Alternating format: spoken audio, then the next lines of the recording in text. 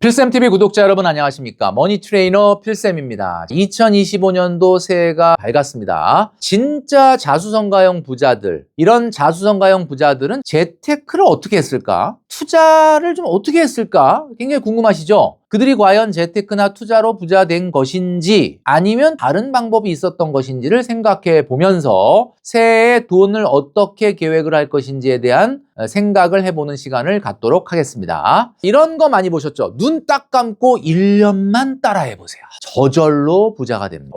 진짜 이게 쫙 후킹이 있네요. 제가 지금 요거 어떤 글씨를 딱 잘라온 거냐면 여러분도 아시겠지만은 유튜브의 썸네일입니다. 참 잘 만들었죠? 앞으로 큰돈 버는 유망 주식 1순위를 알려드릴게요.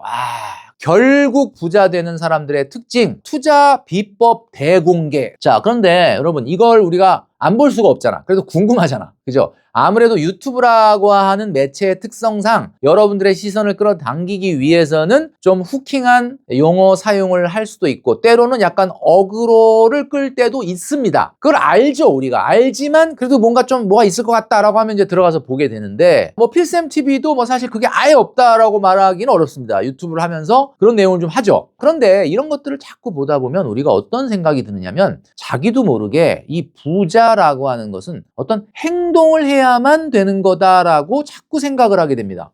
그러면 부자가 어떤 행동을 해서 된 거지 그건 뭐 생각만 해서 된 거냐? 물론 맞죠. 그런데 이 행동은 많은 경우에 어떤 판단, 결단, 선택을 이야기한다고 자꾸 착각을 불러일으키게 됩니다. 그러니까 저 사람은 저때 어떤 행동, 어떤 선택, 어떤 판단을 해가지고 저렇게 된 거야. 최근에 오징어 게임 2가 공개가 돼가지고 저도 빨리 봤습니다. 저는 1편보단 당연히 재미없을 거라고 아주 기대를 낮추고 봐서 그런지 그런 대로 굉장히 재미있던데 그 오징어 게임에 나오는 게임도 보면 어떤 선택을 어떻게 하느냐에 따라서 살아남든지 아니면 탈락하든지 이런 거잖아요. 그러니까 마치 우리는 우리 인생사가 오징어 게임 같기도 하고 내가 어떤 단추를 누르느냐에 따라서 바뀐다라고 생각이 되는데 이런 썸네일들을 보면 더더욱 그런 생각이 들게 된다라는 거죠. 그런데 여러분 이게 착시 현상이라는 겁니다. 부자는 어떤 선택을 잘해서 부자가 된 게 아니에요.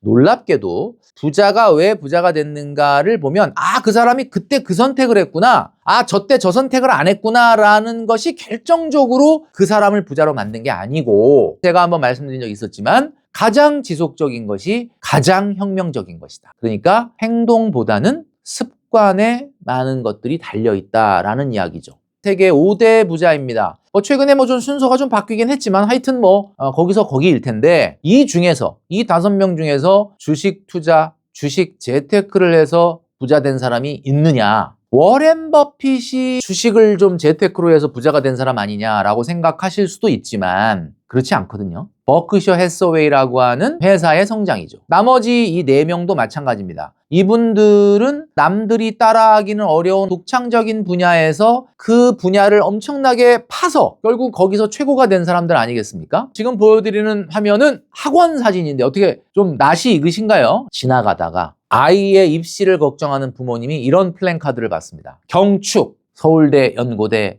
102명 합격. 우와, 이 건물이 되게 조그매 보이는데 이번에 서울대, 연고대를 102명을 우리 애를 이 학원에 보내면은 우리 애도 좀 혹시 명문대학을 갈 수 있지 않을까? 이런 생각을 하게 되는 거죠. 근데 그 건물이 되게 작아 보이지만 제가 확인해 보니까 학원 수강생만 8,900명입니다. 퍼센트로 얘기해 보니까 1.1%. 그러니까 그냥 100명 중에 1명이 서울대, 연고대를 간 거예요. 이런 걸 딱 봤을 땐 알면서도 그냥 내 아이를 거기다 보내면 혹시 우리 애도 그렇게 되지 않을까라는 이게 어떻게 보면은 그런 착시 현상이 벌어지는 거예요. 여러분 지금 제가 보여드리는 이 그림은 로또 1등 명당에 늘어선 줄입니다. 저는 이 그림을 보면 상당히 생소한 게 저는 태어나서 제 손으로 로또를 단 한 번도 사본 적이 없는 특이한 인간인데 저분들이 로또 1등을 당연히 꿈꾸면서 사시는 거겠죠? 그런데 로또는 말이죠. 여러분도 아시겠지만 850만 분의 1입니다. 850만 분의 1이라는 게 느낌이 안 오시죠? 그 소수점으로 한번 표시를 해보니까 0.000001입니다. 이게 한마디로 말하면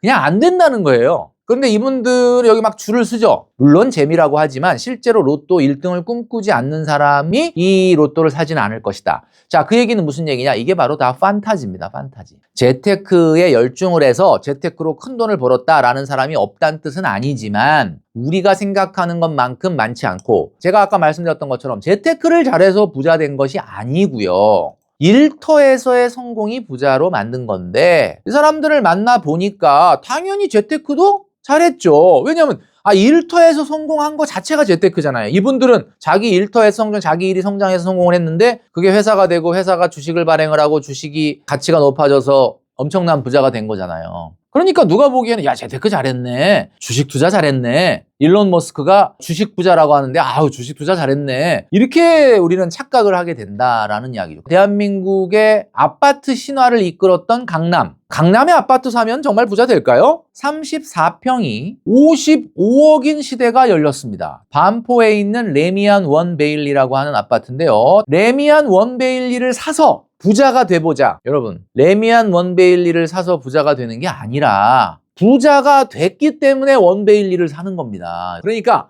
이제는 아파트를 가지고 부자가 된다? 이것도 제가 봤을 때는 물론 그렇다고 아파트를 안 사면 안 돼요. 아파트가 있어야 20, 30년 동안 피땀 흘려 벌었던 돈이 인플레이션에 훼손이 덜 되니까 인플레이션을 방어할 수 있다라고 제가 말씀드렸죠. 그러나 아파트를 사서 부자가 되지는 못하는 시대가 됐다. 딱 1억만 모읍시다. 여러분들이 많이 사랑을 해주셔서 지금 벌써 4쇄를 찍었는데 여러분, 제가 이 책이 뭐라고 했느냐? 1억 모으면 그 다음에 어떻게 할 거냐를 말하려고 하는 책이 아니라 태도의 문제를 얘기하는 겁니다. 1억을 모을 정도로 집중하는 사람, 하루 10,000보를 걷는 사람, 하루 푸시업을 100개, 스쿼트를 100개 하는 사람, 이런 사람들은 일단 어떨까요? 하루, 이틀, 3일이 아니라 1년 내내 매일 스쿼트를 100개 한다, 푸시업을 100개 한다, 나이가 20대가 됐든 30대가 됐든 40대가 됐든 나는 항상 1억 정도는 모으는 저축은 하고 있어 라고 하는 사람이라고 한다면 그 사람은 어떤 특정한 선택과 재테크 방법 때문에 부자가 되는 게 아니라 그 사람이 하고 있는 어떤 일에 있어서의 성장에서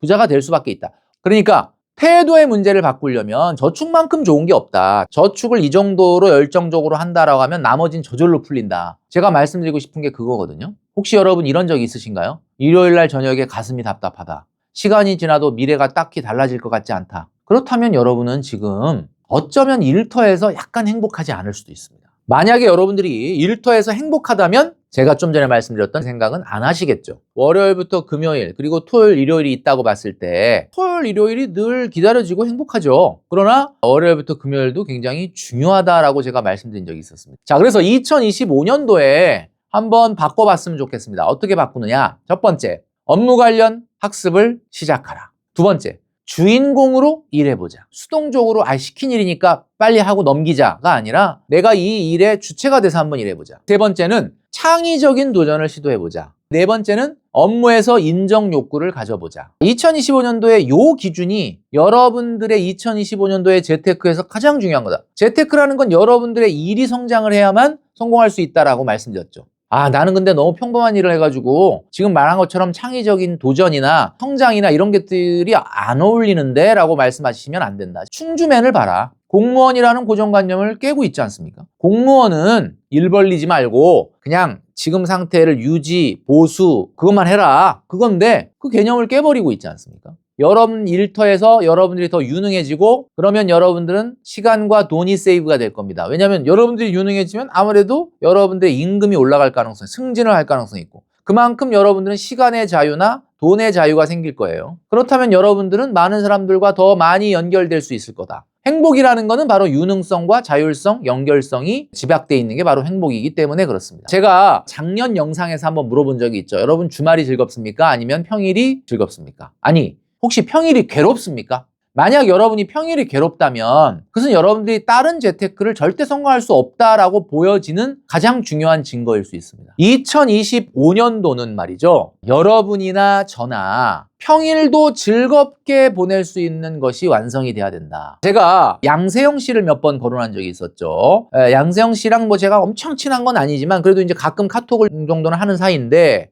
제가 뭐 방송 고정을 같이 했었고, 근데 제가 이 양세형 씨를 굉장히 높게 평가하는 이유 중에 하나가, 많은 분들은 그래요. 뭐 재테크 잘해가지고 뭐 건물사 때문에 이렇게 이야기하시지만 저는 그 과정을 다 이야기 들은 사람입니다. 양세형 씨가 데뷔한 지가 20년이 넘었는데 20년 만에 처음 백화점에 가서 쇼핑을 했다라는 이야기를 들었거든요. 그 절제력과 돈에 대한 태도, 이게 굉장히 정말 배울 점이 있다라고 말씀드리고요. 항상 책을 읽고 신문을 읽고 모르는 거 있으면 막 물어보고, 이러다 보니까 부동산 쪽에는 굉장히 어떻게 보면 탁월한 식견을 갖고 있는, 그 정도까지 공부가 잘 돼 있는 분이더라고요. 그리고 항상 돈에 대해서 소중함을 좀 잃어버릴 때쯤 되면, 과거에 어머님이 이제 도배일을 하실 때가 있었는데 그때 도배일을 같이 따라가서 그 힘들고 어려운 일을 직접 한번 해봤다라는 거예요. 왜 했느냐? 하면서 5만 원, 10만 원의 이 가치에 대해서 다시 한번 생각을 했다. 이런 이야기를 들은 적이 있었습니다. 돈에 대한 태도가 올바르기 때문에 되는 거거든요. 연예인이니까 월급쟁이들보다 돈 많이 벌어서 빌딩 샀나 보다, 그런 게 아니라는 거죠. 제가 얼마 전에 양세형 씨에게 카톡을 받았습니다. 아침에 사진 하나를 보내면서 반가운 마음에 크크 이렇게 보내셨어요. 자, 이게 뭐지? 그러고 봤더니 매일경제신문에 났던 저에 관련된 기사, 그러니까 제가 서울 머니쇼에서 강의했던 내용을 매일경제신문에서 이제 보다가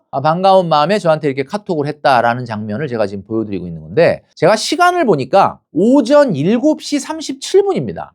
제가 깜짝 놀란 게, 쉬는 날 주로 날씨 좋으면 뭐 하냐 그러면 겨울이나 한여름이 아니고서는 항상 낚시 의자 들고 한강 나가서 책을 읽는다 그래요. 삶에 대한 태도뿐만 아니라 뭐 재테크에 있어서도, 돈 모으는 거에 있어서도 굉장히 열심히 하고 있는데, 이런 돈에 대한 태도가 굉장히 훌륭하다라고 저는 칭찬을 여러 번 했던 기억이 납니다. 돈을 사랑하는 것이 일만하게 뿌리다라고 하는 성경 말씀이 있거든요. 근데 여기서 말하는 돈을 사랑한다는 거는 수단이 아닌 돈을 목적으로 생각하는 어떤 행위를 얘기하는 거고, 실제 돈을 사랑한다라는 거는 돈을 소중히 여긴다는 뜻이거든요. 여러분, 돈을 사랑하십니까? 제가 사랑하다라는 말을 국어사전에서 찾아봤거든요. 찾아봤더니 이렇게 나옵니다. 어떤 사람이나 존재를 몹시 아끼고 귀중히 여기다. 자, 그러니까 돈을 사랑한다라는 것은 돈을 소중히 여긴다, 돈을 몹시 아끼고 소중히 여기는 자세가 돈에 대한 자세일 겁니다. 돈을 막 함부로 쓰시는 분들은 지금 돈을 미워하는 거예요. 왜냐면 돈이 미우니까 빨리 없애려고 그러는 거 아니에요? 근데 진짜 돈을 사랑한다면 돈을 몹시 아끼고 소중히 여기게 된다. 자, 우리 구독자분들 중에 한 분이 이런 글을 써주신 적이 있었습니다. 돈이란 편한 만큼 쓰고 불편한 만큼 모인다. 돈이 왜 소중하냐? 나의 불편함이 모여서 생긴 거기 때문에 그랬습니다. 나의 불편함이 모여서. 이 돈의 크기는 나의 그동안의 불편함을 감수한 크기와 비례하는 거죠. 갖고 싶다는 것은 필요 없다는 것의 다른 말이다 라고 말씀드렸는데, 돈에 대한 태도를 좀 바로 잡는다면 나도 자수성가형 부자가 될 수 있다라는 이야기입니다. 제가 전 시간에 말씀드렸던 직장인들의 적정 연령별 저축률이라는 게 있죠. 300만 원 버는데 300만 원에 120만 원인 40%도 저축을 못 하는데, 이분이 과연 월소득 400, 500 되면 진짜 200만 원 할 수 있을까? 절대 못한다라는 거. 이거는 태도에 관련된 이야기다라는 이야기입니다. 2024년도 마지막 달에 여러분들에게 총량 저축금액 정하기, 그리고 저축 방법 정하기, 그 다음에 정기 소비 예산, 그리고 비정기 소비 예산 만들어라. 자, 지금이라도 늦지 않았습니다, 여러분. 2025년도 새해가 밝았지만 안 했다면 지금이라도 다시 이 계획을 세우시는 여러분 되시기 바랍니다. 이것만으로도 여러분들은 2025년도를 멋진 스타트를 할 수 있을 것이다. 2025년도 한 해 좋은 계획 많이 세우셔서 1월 달은 굿 스타트를 하는 여러분 되시기를 바라겠습니다.